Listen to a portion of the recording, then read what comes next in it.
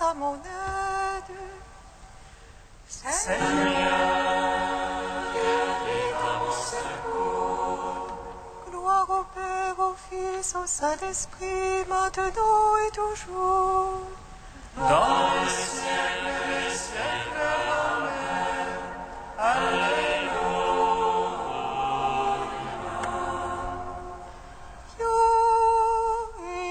Esprit Saint,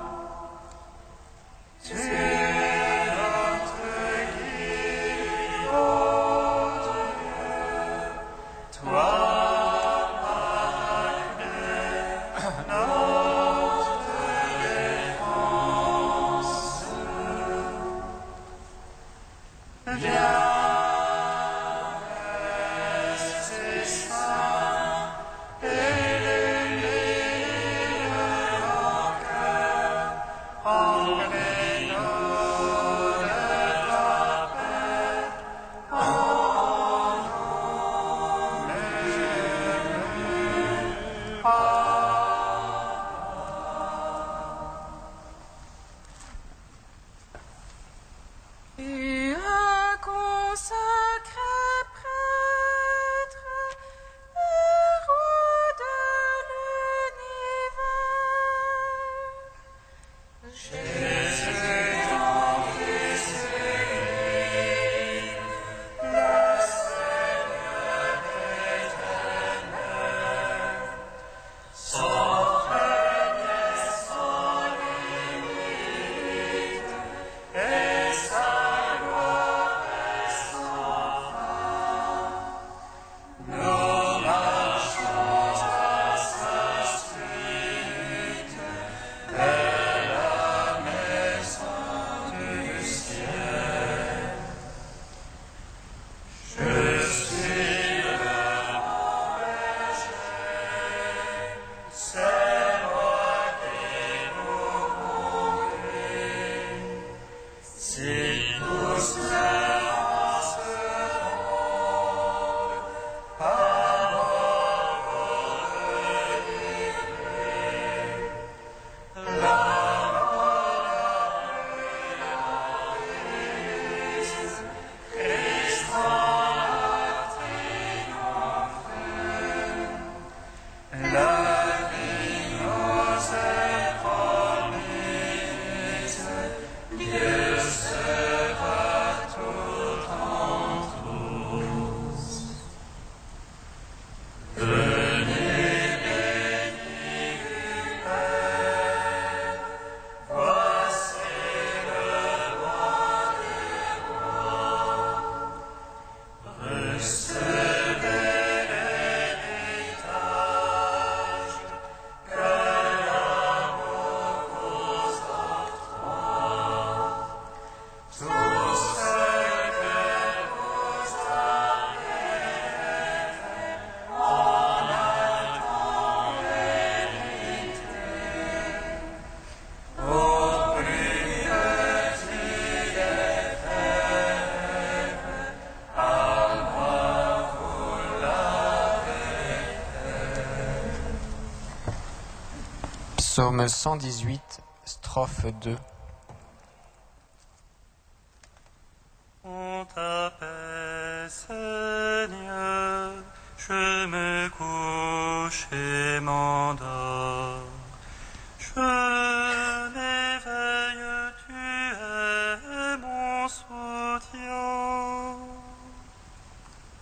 En ta paix, Seigneur, je me couche et m'endors. Je m'éveille, tu es mon soutien.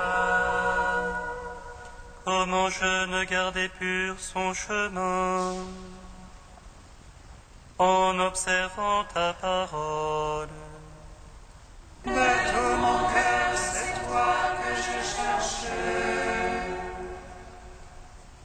Ne me sors pas de tes œuvres. Dans mon cœur j'ai conservé tes promesses, pour ne point faillir envers toi. Béni que tu es, Seigneur. Apprends-moi tes volontés. De mes lèvres je les ai tous énumérés, les jugements de ta bouche. Dans la voix de ton témoignage était ma joie. Plus qu'en toute richesse. Sur tes préceptes je veux méditer et regarder à tes chemins. Tu jettes fort en tes volontés mes délices. Je n'oublie pas ta parole. Gloire au Père, au Fils, au Saint-Esprit. Oh, les siècles, amen. On t'appelle, Seigneur, je me couche et m'endors.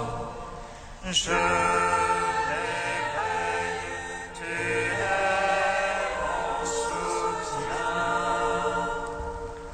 Psaume 29. Seigneur, tu as sauvé mon âme de la mort. Je marche en ta présence sur la terre des vivants. Seigneur, tu as sauvé mon âme de la mort. Je marche en ta présence sur la terre des vivants. Je t'exalte, Seigneur, toi qui me relèves, sans laisser mes ennemis se rire de moi. Seigneur, vers toi j'ai crié.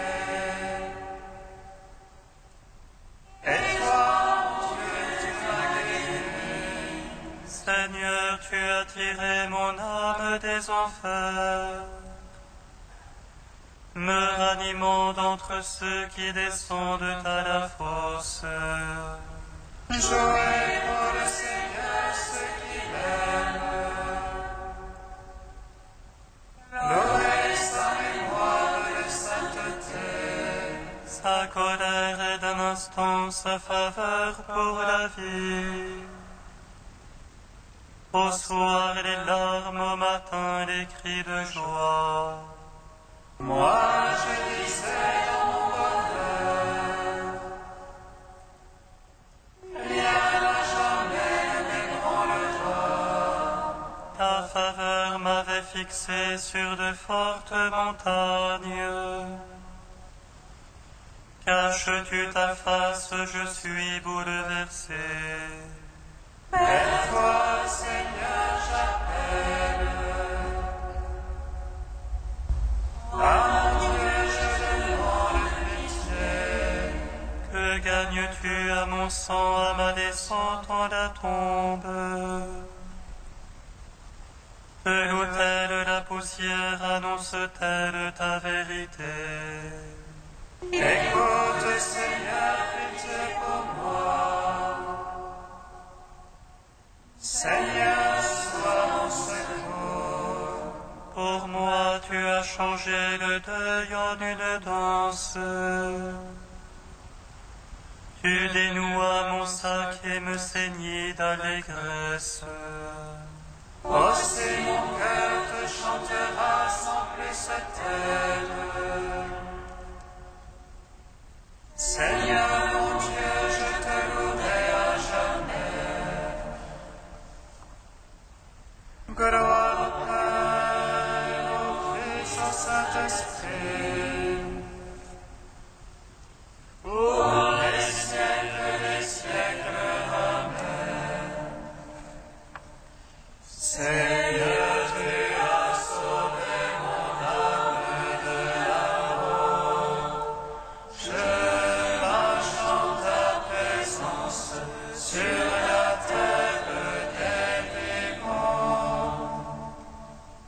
Psaume 129. Des profondeurs, je crie vers toi, Seigneur. Écoute mon appel. Que ton oreille se fasse attentive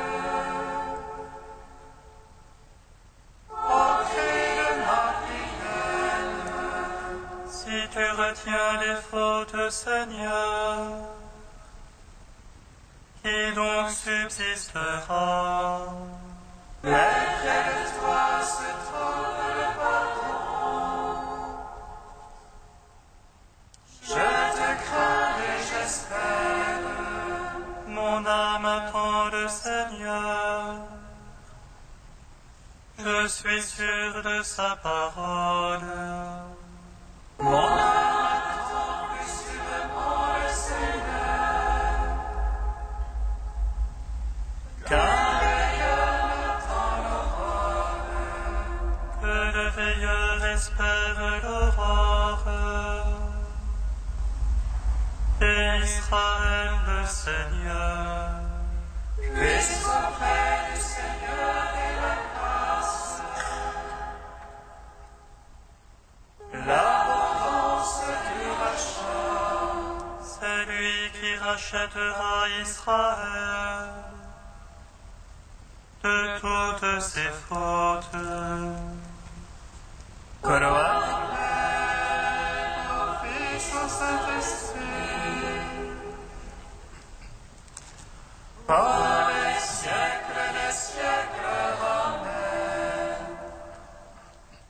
Seigneur, tu as sauvé mon âme de la mort.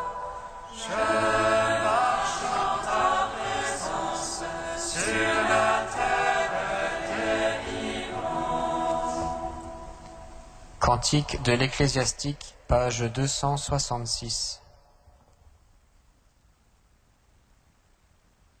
Mon fils, si tu prétends servir le Seigneur, prépare-toi à l'épreuve.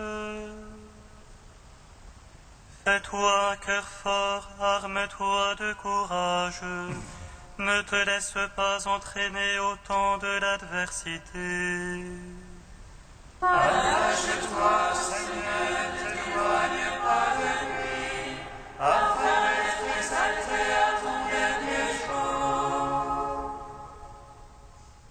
Tout ce qui t'advient, accepte-le, dans les vicissitudes, sois patient. Car l'or est éprouvé dans le feu, et les élus dans la fournaise de l'humiliation. Mais en Dieu ta confiance, il te viendra en aide. Suis une voie droite et espère en lui.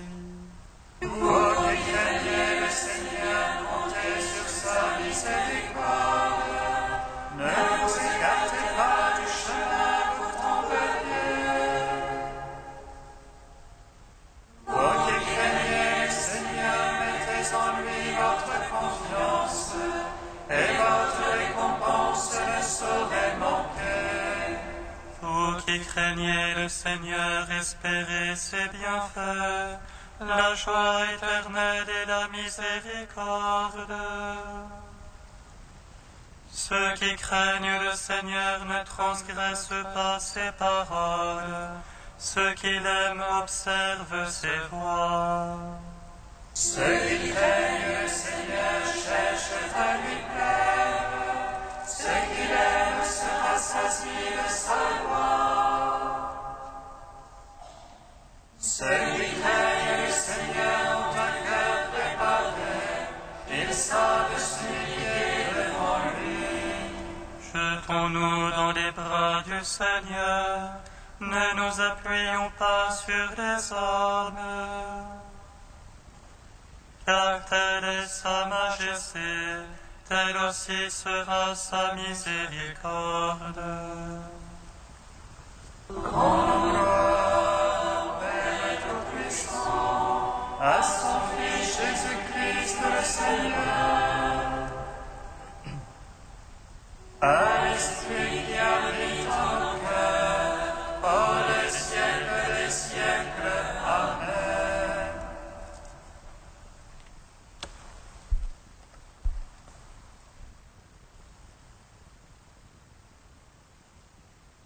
De Benoît XVI, la porte de la foi.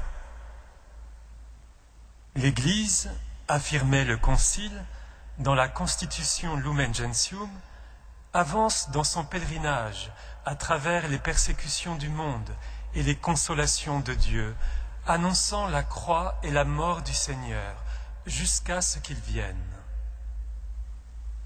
La vertu du Seigneur ressuscité est sa force pour lui permettre de vaincre dans la patience et la charité les afflictions et les difficultés qui lui viennent à la fois du dehors et du dedans, et de révéler fidèlement au milieu du monde le mystère du Seigneur, encore enveloppé d'ombre, jusqu'au jour où, finalement, il éclatera dans la pleine lumière. Dans cette perspective, l'année de la foi est une invitation à une conversion authentique et renouvelée au Seigneur, unique sauveur du monde. Dans le mystère de sa mort et de sa résurrection, Dieu a révélé en plénitude l'amour qui sauve et qui appelle les hommes à convertir leur vie par la rémission des péchés. Pour l'apôtre Paul, cet amour introduit l'homme à une vie nouvelle. Nous avons donc été ensevelis avec lui par le baptême dans la mort, afin que, comme le Christ est ressuscité des morts par la gloire du Père, nous vivions, nous aussi, dans une vie nouvelle. Grâce à la foi, cette vie nouvelle modèle toute l'existence humaine sur la nouveauté radicale de la résurrection. Dans la mesure de sa libre disponibilité, les pensées et les sentiments, la mentalité et le comportement de l'homme sont lentement purifiés et transformés sur un chemin jamais complètement terminé en cette vie. La foi opérant par la charité devient un nouveau critère d'intelligence et d'action qui change toute la vie de l'homme.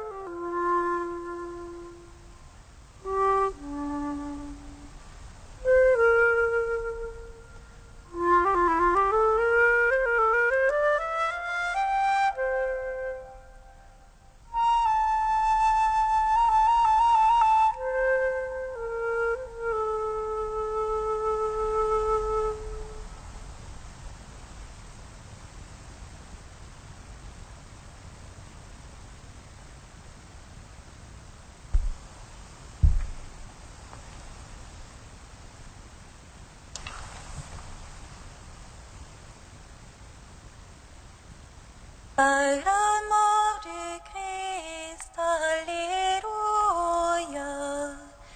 nous avons retrouvé la paix avec Dieu.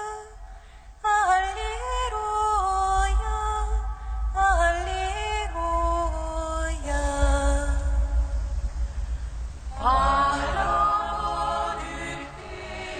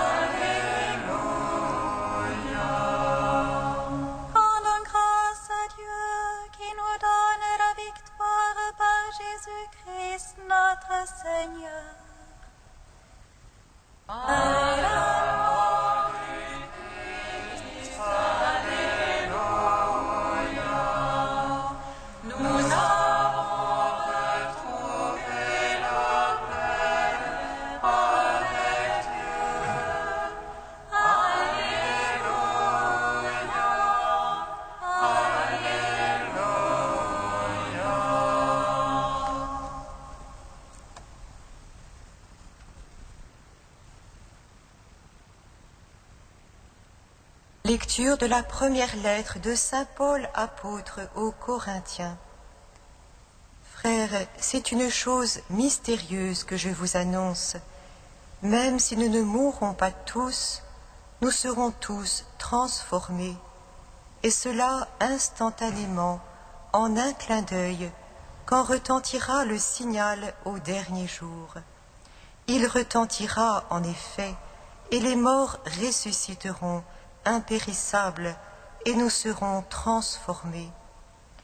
Car il faut que ce qui est périssable en nous devienne impérissable. Il faut que ce qui est mortel revête l'immortalité.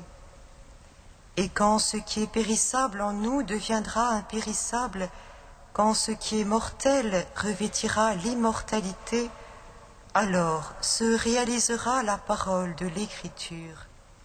La mort a été engloutie dans la victoire. Rendons grâce à Dieu qui nous donne la victoire par Jésus-Christ notre Seigneur. Gloire à toi, Seigneur, gloire à toi.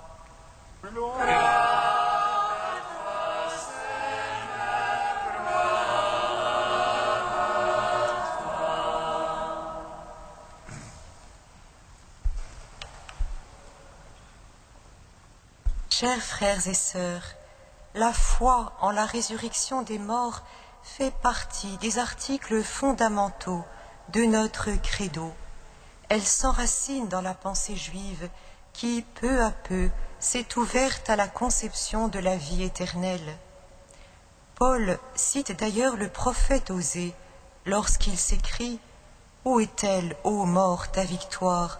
Où est ton dard venimeux ?»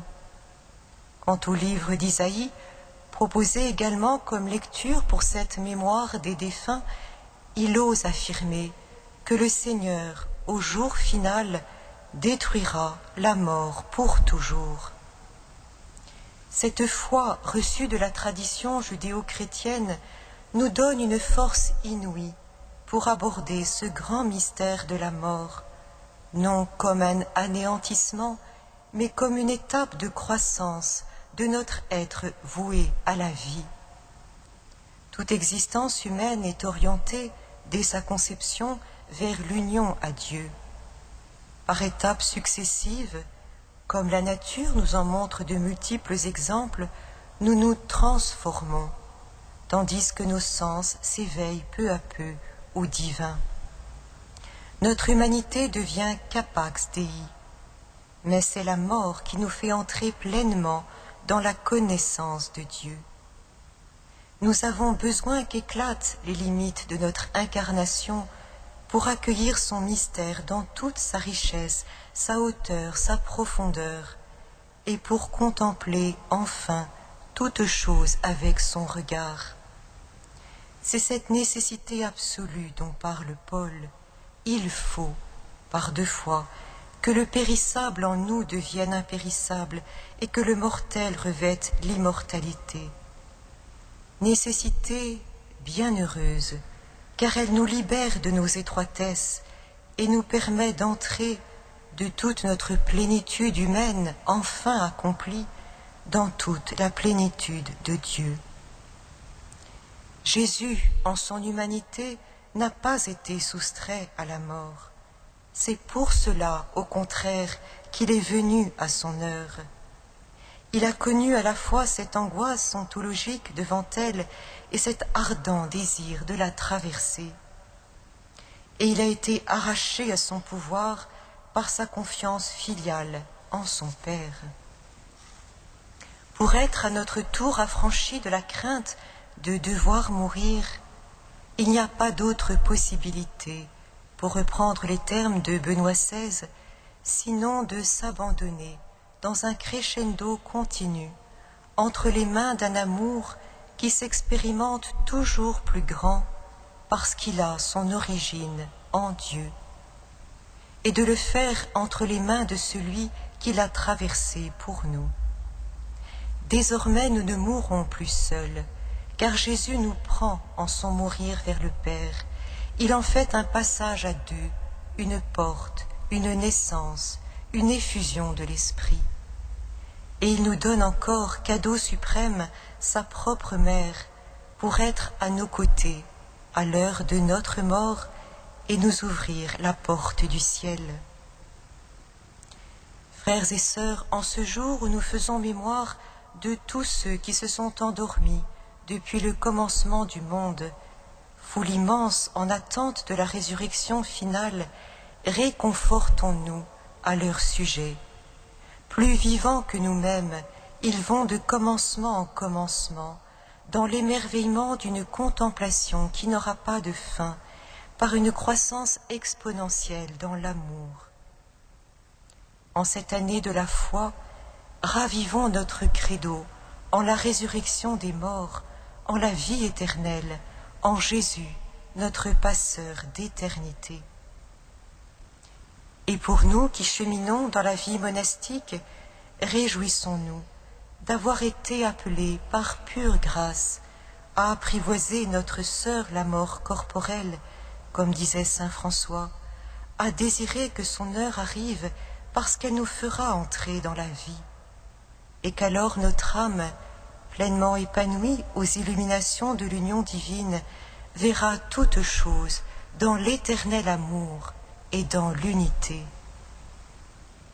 Oui, pour vivre un ciel anticipé, n'attendons pas notre mort dernière pour mourir.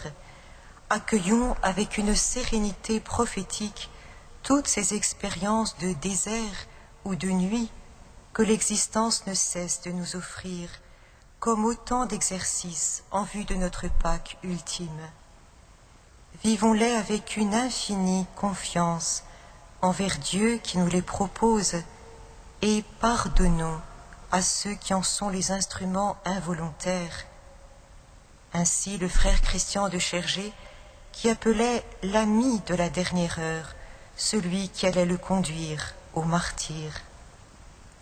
C'est bien en effet l'ami de l'époux qui nous fait entrer aux noces, ces noces où tous, un jour, nous nous retrouverons, enfin réconciliés, larrons heureux en paradis.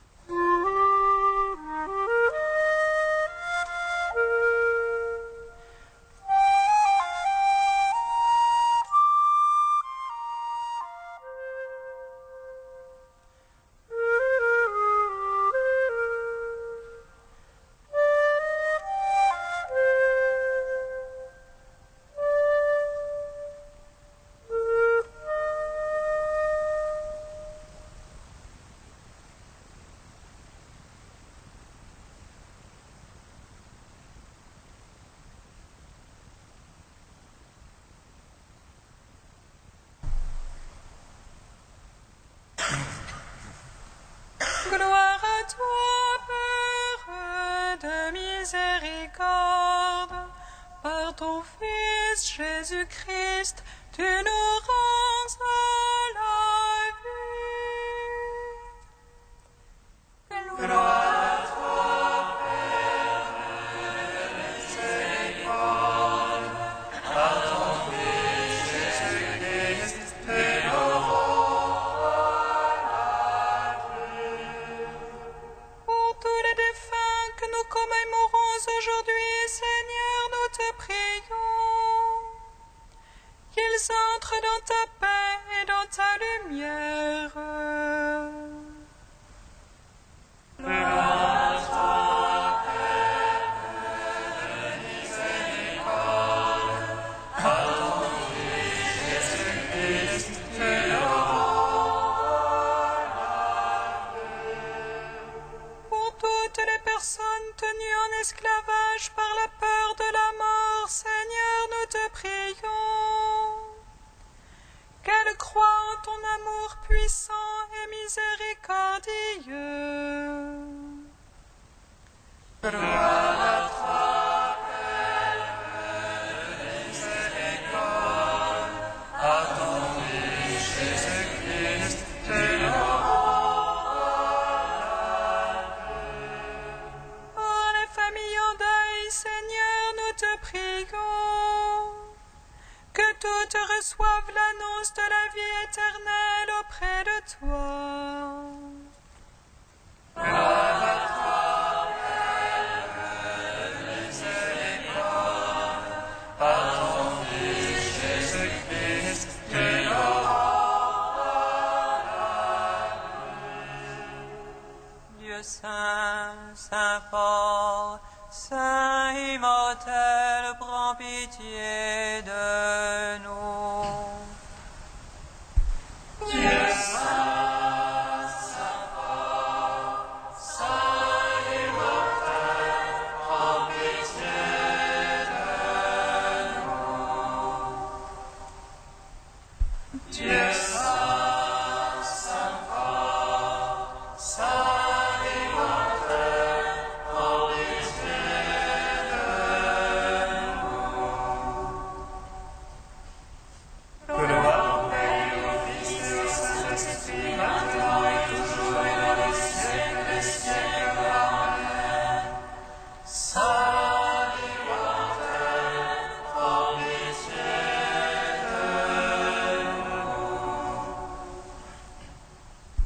Dieu saint, saint fort, saint immortel, prends pitié de nous. Père, par la Pâque de ton Fils, tu as détruit la mort et tu fais de nous des fils et filles de la résurrection. Nous te bénissons. Notre Père qui es aux cieux, que ton nom soit sanctifié, que ton règne vienne, que ta volonté soit faite sur la terre comme au ciel. Donne-nous aujourd'hui notre pain de ce jour. Pardonne-nous nos offenses, comme nous pardonnons aussi à ceux qui nous ont offensés. Et ne nous soumets pas à la tentation, mais délivre-nous du mal. Car c'est à toi qu'appartiennent le règne et la puissance et la gloire pour les siècles des siècles.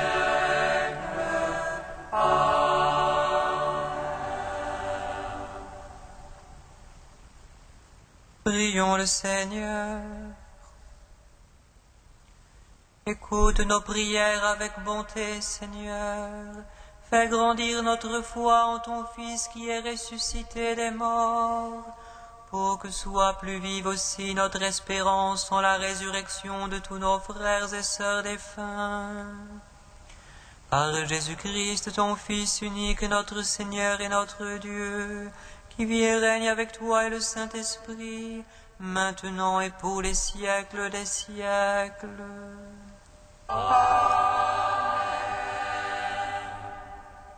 Bénissons le Seigneur.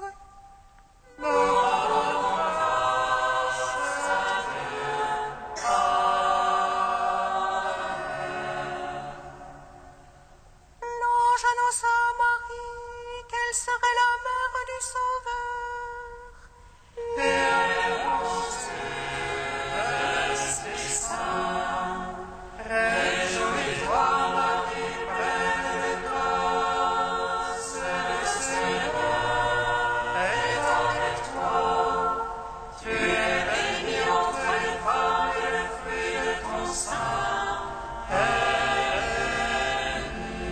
Voici la servante du Seigneur.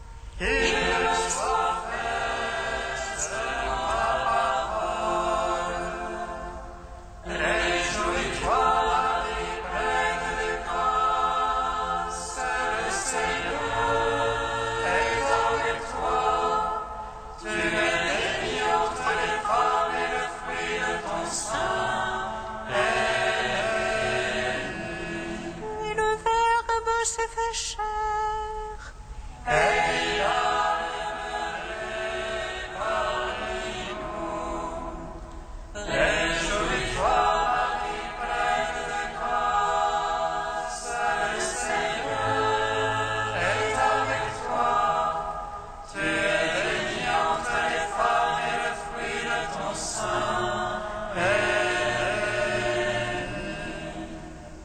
Ô mère de tendresse,